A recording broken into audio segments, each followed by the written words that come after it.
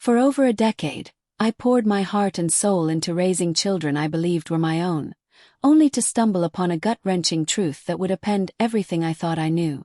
A single DNA test shattered my world and uncovered the depth of betrayal my wife had buried beneath layers of lies, deceiving not only me but everyone around us.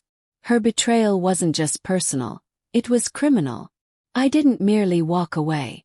I brought the truth to light, exposed her lies in front of friends, family, and the courts, and ensured she bore the crushing weight of every sleepless night she caused me.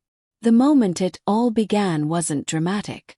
It arrived subtly, like the quiet groan of wood under strain, barely noticeable until everything snapped. My wife, Natalie, had been unusually irritable for weeks, snapping over the smallest things. She'd suddenly developed a passion for late-night book club meetings, though I couldn't recall the last time she'd finished a novel. One evening, our youngest son, Evan, looked up at me with his big blue eyes and innocently asked, "Dad, can two parents with brown eyes have a kid with blue eyes?" I chuckled, ruffling his hair, joking, "Maybe you've got a bit of magic in you." Little did I know how deep that question would cut later. It all unraveled during a routine doctor's visit. Evan's blood type came up. O negative. Natalie and I were both type B. Didn't make sense. I tried to push the suspicion down, to chalk it up to a mistake. But that night, I overheard Natalie in the den, whispering softly into the phone. Her voice low, playful, laced with affection I hadn't heard in years. When she hung up, I casually asked, "Everything all right?" She stiffened.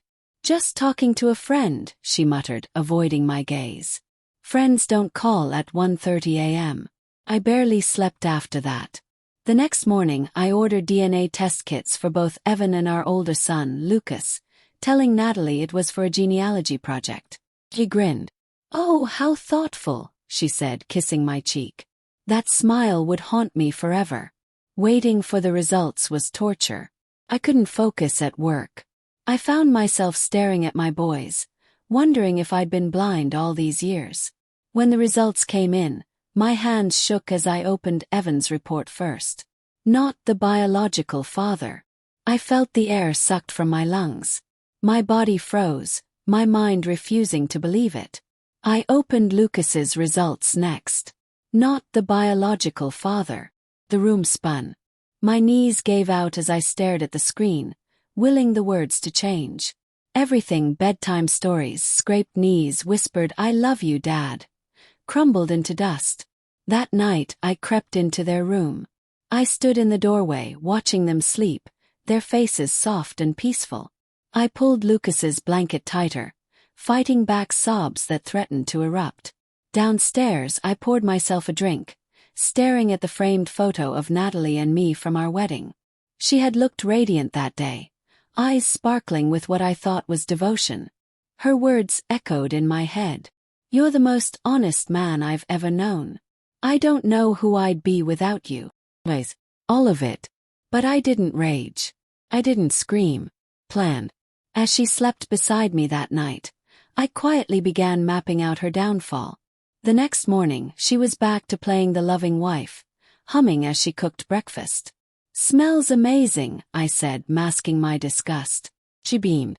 "Anything for my favorite man." The hypocrisy nearly made me sick. That morning I kissed the kids goodbye, my hands trembling as I touched their cheeks. They weren't mine. But they didn't know. They were innocent. I spent the next few weeks gathering evidence. I copied every file from our computer, saved every message, screenshot every late-night text, every meeting disguised as book club. I opened a separate bank account and slowly siphoned funds, hiding transfers under generic names.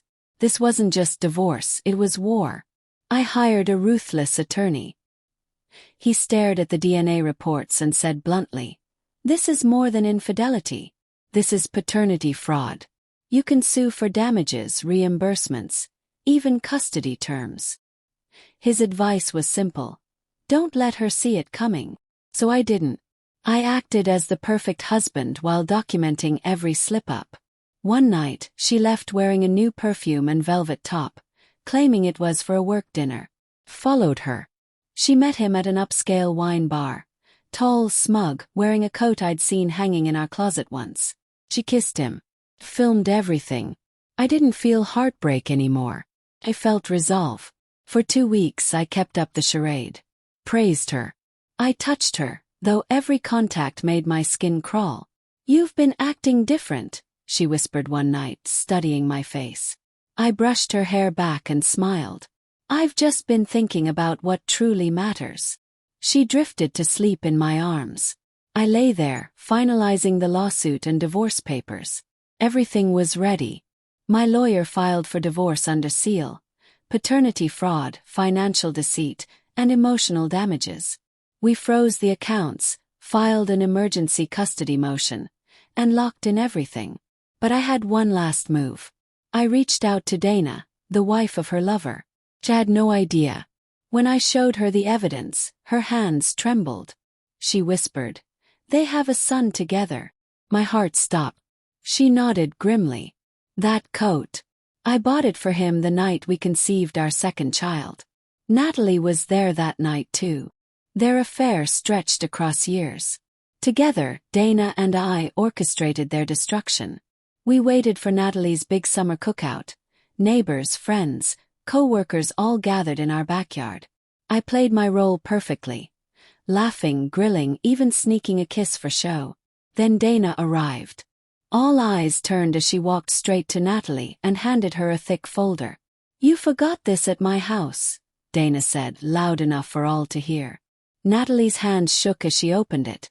Photos, DNA reports, financial records, affair timelines. Gasps spread across the yard. "This isn't real," Natalie stammered, but her face was white. I raised my phone, recording everything. "Is it?" I asked coldly. "Then explain why none of the children I raised are mine." She collapsed on the spot, sobbing as Dana and I stood over her. I leaned down and whispered, "This is just the beginning." I turned to the stunned crowd. "For anyone wondering, I'll be starting fresh, without lies." I walked out. She didn't chase me. That night she called me 37 times. I blocked her, changing my voicemail to, "This number no longer belongs to the man you betrayed." At the custody hearing, my attorney laid everything bare. Paternity fraud, psychological trauma, financial theft.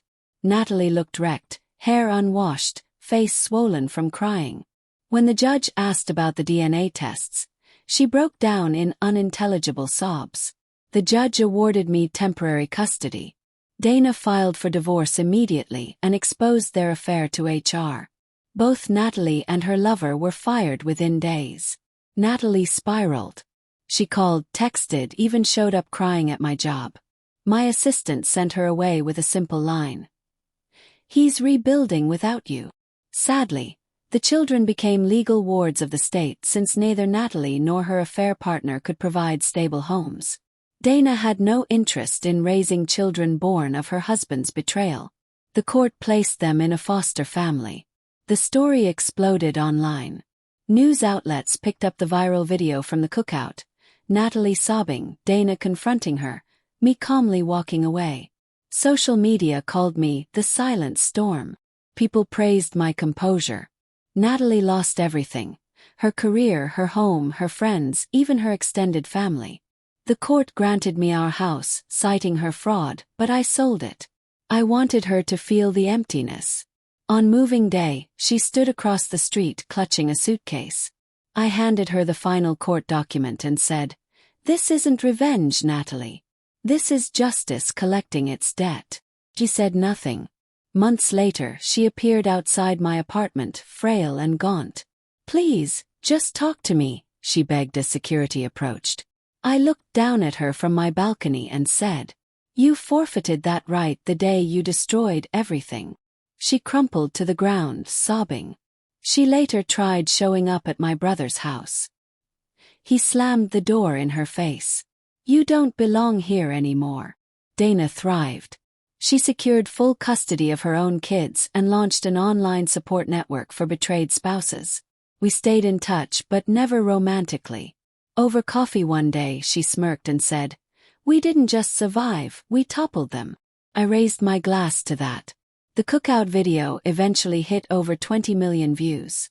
One comment stuck with me. His silence is louder than any scream. Years passed. I moved to a new city, built a peaceful life, found a kind partner, and finally felt whole again. Then, one rainy morning, an envelope appeared under my door. No return address. Inside was a letter, her shaky handwriting spelling out her misery. I've lost everything. No job, no family, no friends.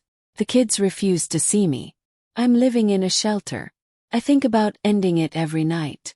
Please help me. For the kids. I burned the letter. Not out of cruelty, but to remind myself. Some debts are only paid when everything else is gone. I don't hate her anymore.